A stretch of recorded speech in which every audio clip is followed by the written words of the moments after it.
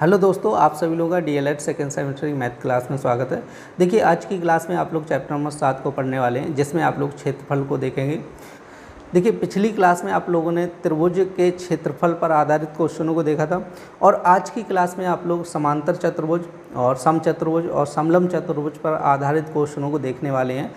देखिए, क्लास को स्टार्ट करने से पहले जिन लोगों ने अभी तक चैनल को सब्सक्राइब नहीं किया है, कृपया आप लोग चैनल को सब्सक्राइब कर लें। तो देखते हैं आज की क्लास का जो फर्स्ट क्वेश्चन दिए गए वो क्या दिए गए। तो देखिए, फर्स्ट क्वेश्चन क्या कह रहा है कि समांतर चतुर्भुज का आधार कह रहा है 45 सेंटीमीटर और ऊंचाई कह रहा है आपकी 12 सेंटीमीटर और इसका क्षेत्रफल ज्ञात कीजिएगा। तो देखिए, आप लोग समांतर चतुर्भुज, समचतुर्भुज और समलंब चतुर्भुज के जो फॉर्मूले हैं पिछली क्लास में आप लोगों को बता चुके हैं। ठीक है, जिन लोगों को नहीं पता है तो यहाँ पर हम लोग देख लेते हैं। समांतर चतुर्भुज का जो क्षेत्रफल होगा, ठीक है, समांतर चतुर्भुज का क्षेत्रफल पूछा जाता है। जैसे चतुर्भुज का क्षेत्रफल आपका हो जाता है आधार गुणे, आपका हो जाता है आधार गुणे ऊंचाई। ठीक है, ध्यान रखना है कि आधार गुणे का हो जाता है ऊंचाई हो जाता है। और समचतुर्भुज का जो क्षेत्रफल हो जाता है वो हो जाता है आपका 1/2 विकर्णों का गुणनफल d1/d2 और ये होता है समचतुर्भुज का। ठीक है, समचतुर्भुज का। और उसके बाद बात करते हैं जैसे समलंब चतुर्भुज का। ठीक है, समलंब चतुर्भुज का क्षेत्रफल क्या होता है आपका, देखो 1/2 समांतर भुजाओं का योग क्या होता है, समांतर भुजाओं का योग, ठीक है, भुजाओं का योग गुणे आपका हो जाता है ऊंचाई। ठीक है, गुणा ऊंचाई। देखिए, आप लोग समझ लीजिएगा और ये सारे फॉर्मूले पिछली क्लास में करवा चुका हूँ, इसलिए आपको कायदे से नहीं लिखा है। ठीक है, तो अब हमसे कह रहे हैं समांतर चतुर्भुज का आधार दिए गए, तो आधार कितना दिया है यहाँ पे लिख लीजिएगा। आधार इक्वल टू आपका कह रहा है 45 सेंटीमीटर और ऊंचाई कितनी कह रहा है, देखो ऊंचाई इक्वल टू आपकी कह रहा है 12 सेंटीमीटर। समझे, हमसे क्या पूछा गया है, समांतर चतुर्भुज का क्षेत्रफल। अब क्षेत्रफल क्या हो जाएगा, आधार गुणे ऊंचाई, फॉर्मूला पता है, तो 45 गुणे 12 कर लो। तो देखिए क्या करना है, 12 गुणे 45 कर लीजिएगा। 12 का 5 में गुणा करेंगे कितना हो जाएगा, 60 हो जाएगा। 6 तो 12 चौको 48 और 6 कितना हो जाएगा, 54 और इसका हो जाएगा वर्ग। आप लोग देख लो क्या था, सेंटीमीटर, तो इसका हो जाएगा 540 वर्ग सेंटीमीटर आंसर हो जाएगा इस क्वेश्चन का। देखिए, नेक्स्ट क्वेश्चन क्या कह रहा है, समांतर चतुर्भुज की कह रहे हैं दो संलग्न भुजाएं क्रम से कह रहे हैं 6 सेंटीमीटर और कह रहे हैं 2.5 सेंटीमीटर है। कह रहा है इसका एक विकर्ण की लंबाई कह रहा है 6.5 सेंटीमीटर, क्षेत्रफल ज्ञात कीजिएगा। देखिए, समांतर चतुर्भुज में हम लोगों को विकर्ण की जरूरत नहीं पड़ती है, ध्यान रखना है। लेकिन इसमें क्या दिया है, विकर्ण दिया गया है तो कोई बात नहीं, हम लोग डायरेक्ट निकालेंगे क्षेत्रफल। अब देखो, क्षेत्रफल बराबर क्या होता है, समांतर चतुर्भुज का क्षेत्रफल बराबर क्या हो जाता है, आधार गुणे ऊंचाई। क्या हो जाता है, आधार गुणे ऊंचाई। ठीक है, आप लोग ध्यान रखना है। तो देखो, विकर्ण को हटा दीजिएगा तो ये दोनों भुजाएं क्या होंगी, एक आधार होगी, एक क्या होगी, ऊंचाई होगी। समझा है कि नहीं। तो आप लोग क्या करना है, जैसे 2.5 गुणे 6 कर लो। अब इसका गुणा करोगे तो 6 गुणे 5 करो कितना हो जाए, 30 हो जाए। 3 6 गुणे 2 करो 12 और 3 कितना हो जाए आपका 15 हो जाए। एक अंक बाद पॉइंट लगेगा तो ये हो जाए 15 और आप लोग लिख लीजिएगा वर्ग। आप देखो सेंटीमीटर, यहाँ पे क्या लिखना है, सेंटीमीटर। तो इस क्वेश्चन का आंसर हो जाएगा 15 वर्ग सेंटीमीटर। देखिए, नेक्स्ट क्वेश्चन क्या कह रहे हैं, कह रहे हैं कि समांतर चतुर्भुज की कह रहे हैं दो संलग्न भुजाएं कह रहे हैं कि 3 सेंटीमीटर और 4 सेंटीमीटर हैं। कह रहे हैं यदि उसके एक विकर्ण की लंबाई 5 सेंटीमीटर कह रहे हैं, उसका क्षेत्रफल ज्ञात कीजिएगा। तो आप लोग ध्यान रखना है, देखो समांतर चतुर्भुज हम लोगों को विकर्ण की जरूरत नहीं पड़ती है। ठीक है, आपकी संलग्न भुजाएँ दी गई हैं। तो देखो, हमें क्या पूछा गया, समांतर चतुर्भुज का क्षेत्रफल। क्या पूछा है, समांतर चतुर्भुज का क्षेत्रफल। और क्षेत्रफल क्या होता है आपका, आधार गुणे ऊंचाई हो जाता है। ठीक है, क्या हो जाता है, आधार गुणे ऊंचाई। तो आप लोग देखो, विकर्ण को छोड़कर बाद बाकी आपका क्या हो, आधार ऊंचाई हो जाएगा। तो यहाँ पे 3 गुणे 4 कर लो। 3 गुणे 4 कितना हो जाएगा, 12 वर्ग सेंटीमीटर हो जाएगा।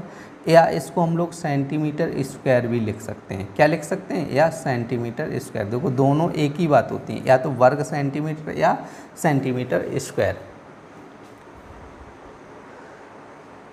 देखिए, नेक्स्ट क्वेश्चन क्या कह रहा है कि समांतर चतुर्भुज का क्षेत्रफल ज्ञात कीजिए। कह रहे जिसका आधार कह रहा है 5.8 सेंटीमीटर और कह रहे दूसरी भुजा से आधार पर लंब कह रहे 2.2 सेंटीमीटर। तो देखो, आधार दिया गया आपका कितना दिया, आधार 5.8 सेंटीमीटर दिया गया और यहाँ पे देखो ऊंचाई कितनी दी गई, लंब कह रहा है भाई ऊंचाई होगी 2.2।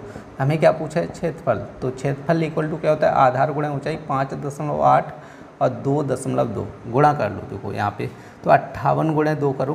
ठीक है, 2 का 22 करना है तो 2 का गुणा करें, 2 गुणे 8 करेंगे 16, 1 हो जाए, 2 गुणे 5 करेंगे 10 और 1 11 हो जाए। इसी तरह यहाँ पर ये लिखना है तो देखो 6, 6 और 1 7 और 1 और 1 2 1, ठीक है।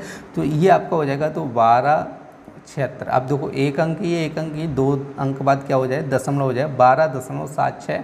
और आप लोग लिख सकते हो इसको सेंटीमीटर स्क्वायर। देखिए नेक्स्ट क्वेश्चन क्या कह रहे हैं, एक समचतुर्भुज के आकार के खेत के कह रहे हैं कि विकर्ण क्रम से कह रहे हैं 40 और कह रहे हैं 80 सेंटीमीटर, इसका क्षेत्रफल ज्ञात कीजिएगा। तो देखो समचतुर्भुज का क्षेत्रफल क्या होता है, समचतुर्भुज का क्षेत्रफल, चतुर्भुज का क्षेत्रफल इक्वल टू क्या होता है आपका 1/2 विकर्णों का गुणनफल, d1 गुणे d2 हो जाएगा, ठीक है। तो 1/2 विकर्ण कितने दिए गए आपके, 40 गुणे 80 दिया है, तो अब यहाँ पे 2 से डिवाइड कर दो 40।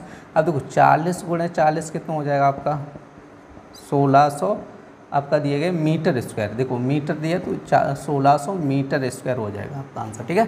तो ये था क्वेश्चन नंबर 13। तो आप लोग नोट कर लीजिएगा सारे के सारे क्वेश्चन, और इम्पॉर्टेंट क्वेश्चन है, ध्यान रखना है, आपके एग्जाम में जरूर पूछा जाता है क्षेत्रफल से एक क्वेश्चन, समझाया। तो आप लोग नोट कर लें इस क्वेश्चन को भी। देखिए नेक्स्ट क्वेश्चन क्या कह रहे हैं, एक समचतुर्भुज का क्षेत्रफल कह रहे हैं 20 वर्ग सेंटीमीटर है, कह रहे हैं यदि उसका एक विकर्ण कह रहे हैं आपका 5 सेंटीमीटर कह रहे हैं, दूसरा विकर्ण ज्ञात कीजिएगा। तो यहाँ पे दिया गया d1 बराबर आपका दिया गया 5 सेंटीमीटर, d1 बराबर कितना दिया 5 सेंटीमीटर। हमसे कह रहे हैं कि आपका दूसरा विकर्ण ज्ञात करना है, और क्षेत्रफल कितना दिया गया आपका, यहाँ पे कह रहे हैं 20 वर्ग सेंटीमीटर, क्षेत्रफल कितना कह रहे हैं 20 वर्ग सेंटीमीटर। तो क्षेत्रफल बराबर क्या हो जाता है, आप लोग देखो पूरा लिख लेना, 1/2 d1 गुणे d2 हो जाएगा। तो क्षेत्रफल कितना दिया है 20 और 1/2, और d1 का मान कितना दिया गया, d1 का मान दिया 5, और हमसे क्या पूछा है d2। तो देखो इसका क्रॉस गुणा करना है, तो 20 दूनी कितना हो जाएगा 40 बराबर 5 × d2 हो जाएगा। तो वैल्यू किसकी चाहिए d2 की, तो 5 इधर आएगा बटे में, तो 40 बटे कितना है 5, तो 5 से काटेंगे तो 8, तो यहाँ पे हो जाए d2 बराबर हो जाएगा आपका 8 और आपका हो जाए सेंटीमीटर। तो ये हो जाएगा आपका विकर्ण d2 का मान, ठीक है। तो ये था क्वेश्चन नंबर 14, आप लोग नोट कर लीजिएगा।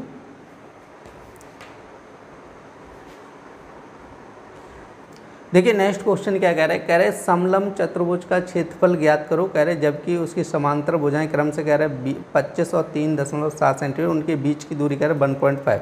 अब देखो समलंब चतुर्भुज ऐसे होता है, आपकी आमने सामने की भुजाएं क्या होती हैं, इसकी समांतर होती हैं, और ये दोनों भुजाएं कैसी होंगी, असमांतर होंगी, ठीक है। तो हमसे ये कह रहा है कि आपकी समांतर भुजाएं जैसे एक दी गई 25 सेंटीमीटर, ठीक है, और एक दी गई 3.7 सेंटीमीटर, और ये होते हैं उनके बीच की दूरी ये, और ये हमसे कह रहे हैं 1.5 सेंटीमीटर, ठीक है। तो हमसे क्या पूछा है, समांतर चतुर्भुज समलंब चतुर्भुज का क्षेत्रफल, समलंब चतुर्भुज का क्षेत्रफल, ठीक है, चतुर्भुज का क्षेत्रफल। तो ये आपका हो जाता है, देखो इधर लिखे दे रहा हूँ, बराबर क्या हो जाता है 1/2, और ये आपका हो जाता है आपका समांतर भुजाओं का योग, ठीक है, समांतर भुजाओं का योग,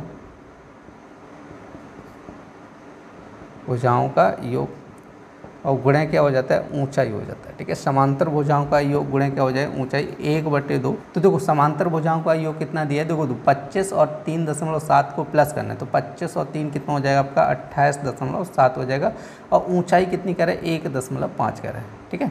तो अब हम लोगों को क्या करना होगा, इसका गुणा करना होगा आपस में। तो देखो गुणा कैसे करना है आपको यहाँ पे लिख लीजिएगा आपका, ठीक है, और 15 का गुणा कर लो, ठीक है, 287 लिखने और 15 का गुणा, देखो बाद में 2 अंक बाद पॉइंट लगा लेंगे। अब 15 गुणे 7 करो, ठीक है, 15 गुणे 7 करेंगे कितना हो जाएगा आपका 105 हो जाएगा, तो 10 हासिल हो जाए। 15 गुणे 8 करेंगे तो कितना हो 120, और 10 कितना हो 130 हो जाएगा, ठीक है, 13 हो जाएगा। 15 दूनी कितना हो जाए 30, और 13 कितना हो जाए 43 हो जाएगा, ठीक है। तो ये बन जाएगा देखो 1/2 43.05, क्योंकि आपका 2 अंक बाद पॉइंट लगाना है। अब देखो 2 का भाग करना है इसमें, तो 2 दूनी 4 हो जाएगा, 2 का 3 करेंगे तो 1 बार जाएगा, फिर 1 बचेगा। अब देखो आगे पॉइंट आ गया, तो पॉइंट यहाँ पे लगा लो, यहाँ पे हो जाए 10, 2 पंचे 10। अब 2 का भाग इसमें करेंगे तो कितनी बार जाएगा, ठीक है, 2 बार लगभग जाएगा, ठीक है, 2 दूनी 4, तो ये आपका हो जाए 21.52, और आपका बन जाएगा क्या था आपका सेंटीमीटर स्क्वायर, ठीक है। तो आपका क्षेत्रफल पूछा तो ये बन जाएगा 21.52 सेंटीमीटर स्क्वायर, और ये था क्वेश्चन नंबर 15। तो आप लोग नोट कर लीजिएगा।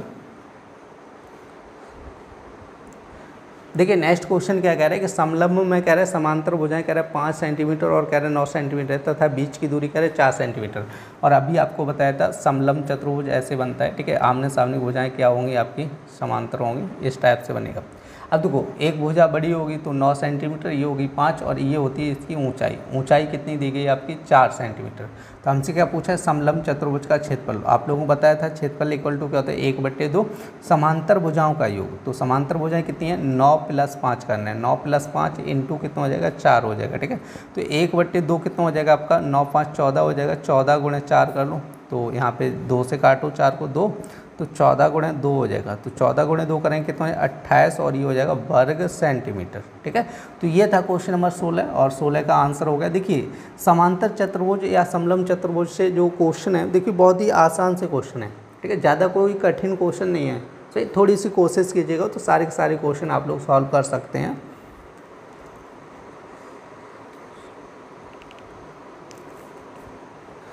देखिए नेक्स्ट क्वेश्चन क्या कह रहा है कि एक समलंब का क्षेत्रफल दिया गया आपका 78 वर्ग सेंटीमीटर तथा कह रहा है समांतर भुजाओं के बीच की दूरी कह रहा है आपकी, कह रहे कि आपकी 6 सेंटीमीटर। तो हमसे कह रहा है कि समांतर भुजाओं का योग ज्ञात कीजिएगा। तो देखो आप पहले यहाँ पे बना लीजिएगा चित्र को और यहाँ पे मान के चलूँगा, जैसे ये चित्र बन गया और इसकी ऊंचाई ओनली ऊंचाई दी गई। हमसे कह रहे हैं कि इसकी कह रहे हैं बीच की दूरी, दोनों के बीच की दूरी कितनी कह रहे हैं 6 सेंटीमीटर हमसे कह रहा है। और इनका तो कुछ कह ही नहीं रहा, तो इसको मान लो x और ये मान लो y हो जाएगी, ठीक है। तो एक भुजा ये x मान ली और ये वाली भुजा क्या मान ली हम लोगों ने y मान ली। तो देखो फॉर्मूला क्या होता है आपका, देखो क्षेत्रफल दिया गया, क्षेत्रफल इक्वल टू आपका दिया 78 वर्ग सेंटीमीटर और यहाँ पे फॉर्मूला लगाओ, क्षेत्रफल बराबर क्या होता है 1/2 आपका क्या हो जाता है समांतर भुजाओं का योग। समांतर भुजाएं क्या है x और y हैं, तो इनका योग करोगे x + y और इनटू क्या होता है ऊंचाई हो जाता है, क्या हो जाता है ऊंचाई। अब वैल्यू रख लो, देखो इसका मान कितना है आपका 78 और यहाँ पे हो जाए 1/2 और x + y और ये ऊंचाई कितनी देगी 6।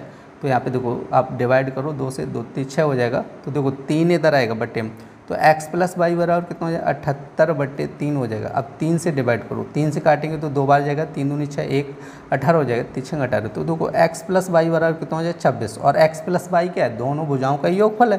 तो डायरेक्ट लिख लो समांतर भुजाओं का योग बराबर, समांतर भुजाओं का योग बराबर कितना हो जाएगा 26 सेंटीमीटर हो जाएगा, ठीक है। योगफल है तो वर्ग नहीं लगाने, ध्यान रखना है। तो यहाँ पे ओनली क्या हो जाएगा आपका 26 सेंटीमीटर हो जाएगा। और ये था क्वेश्चन नंबर 17। देखिए नेक्स्ट क्वेश्चन क्या कह रहे हैं, एक समद्विबाहु समलंब कह रहे हैं कि समलंब के समांतर भुजाएं क्रम से कह रहे हैं 17 और 23 मीटर है। कह रहे हैं यदि इसका क्षेत्रफल 80 मीटर हो तो कह रहे हैं कि समांतर भुजाओं के बीच की दूरी ज्ञात कीजिएगा, ठीक है। तो देखो हमसे क्या कह रहा है कि जैसे आपका समलंब चतुर्भुज की बात कर रहा है, ठीक है। तो ये दिए गए समलंब चतुर्भुज, ठीक है, इस टाइप से मान लीजिएगा।